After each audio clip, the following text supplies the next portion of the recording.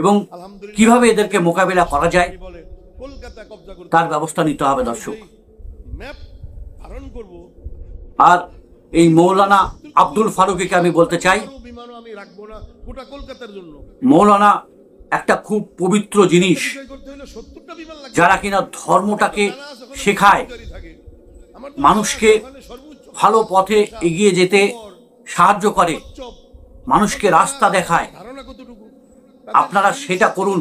সেটা না করে মনের মধ্যে যে জিহাদি মনোভাবাপন্ন ব্যাপারটাকে লুকিয়ে রেখেছেন, যে জঙ্গি ভাষায় আপনারা কথা বলছেন, আপনাদের কিন্তু উচিত শিক্ষা দেওয়ার সময় এসেছে এবং উচিত শিক্ষাটা কিন্তু পাবেন। কি অকাত আছে আপনাদের? ভারতের সাথে কোনো তুলনা আছে আপনাদের? গিয়ে দেখুন, জিজ্ঞেস করুন আপনাদের সেনাপ্রধানকে, জিজ্ঞেস করুন আপনাদের ইউনিসকে। নিজের দেশটাকে ঠিক করুন আগে। দুমুঠো খাবার কিভাবে নিজেদের দেশের নাগরিককে তুলে দেবেন, নিজের দেশটাকে কিভাবে ভালো করবেন, সেটার দিকে নজর দিন।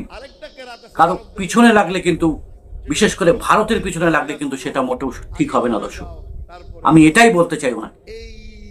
আমি এখন ওনাকে সম্মান দিয়ে কথা বলছি যে হিন্দুদের উপরে আপনাদের যে আক্রমণ, তা কিন্তু বরদাস্ত করবে না। আমরা ভারতবর্ষে, আমরা এই পশ্চিমবঙ্গে হিন্দু মুসলমান ভাই ভাই হয়ে থাকি, একে অপরের সুখ দুঃখে থাকি। তাই দর্শক, সাবধান থাকুন, সতর্ক থাকুন। কোন রকম কোনো মানুষকে যদি দেখেন যে কোনো তার উপরে কোনো সন্দেহভাজন হচ্ছে, অবশ্যই প্রশাসনকে জানান।